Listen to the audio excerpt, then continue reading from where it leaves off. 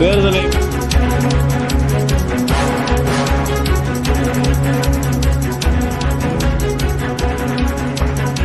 அண்மை செய்தியை பார்த்து வருகிறோம்.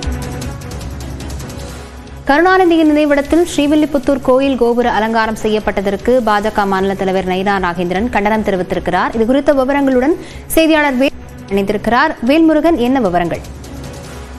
காயத்ரி, குறிப்பாக இன்று இந்து அறநிலைத்துறை சார்பில் பட்ஜெட் ஆனது நடைபெற இருக்கிறது. இதற்கான வழக்கமாக அமைச்சர்கள், குறிப்பாக முன்னாள் முதலமைச்சர் கலைஞர் கருணாநிதி அவர்களுடைய நினைவிடத்தில் மரியாதை செலுத்திவிட்டு அங்கிருந்து சட்டசபைக்கு செல்வது வழக்கம். அந்த வகையில இன்று அமைச்சர் சேகர்பாபு அவர்கள் குறிப்பாக கலைஞர் நினைவிடத்திற்கு மேலாக ஸ்ரீவில்லிபுத்தூர், அதாவது தமிழ்நாடு அரசினுடைய முத்திரையாக இருக்கக்கூடிய ஸ்ரீவில்லிபுத்தூர் கோவில் கோபுரத்தின் அந்த வரைபடத்துடன் இருக்கக்கூடிய அந்த அலங்காரத்தை நினைவிடத்திற்கு மேலாக தற்போது செய்யப்பட்டிருக்கிறது.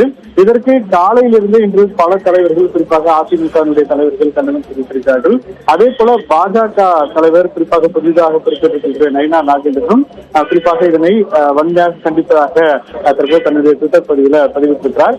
குறிப்பாக சேகர்பாபு அவர்கள் இந்துக்களின் நம்பிக்கைகளை தீண்டி பார்க்கும் மனப்போக்குடன் செயல்பட்டமைக்கு அவர் உடனடியாக பகிரங்க மன்னிப்பு கோர வேண்டும் என்றும், இந்த பிரச்சனைக்கு அலங்காரத்தை உடனடியாக நீக்கும்படி உத்தரவிட வேண்டும் என முதலமைச்சருக்கும் கேட்டுக்கொள்வதாக நயினா நாகேந்திரன் தன்னுடைய ட்விட்டர் பக்கத்தில் பதிவு செய்திருக்கிறார். காயத்ரி,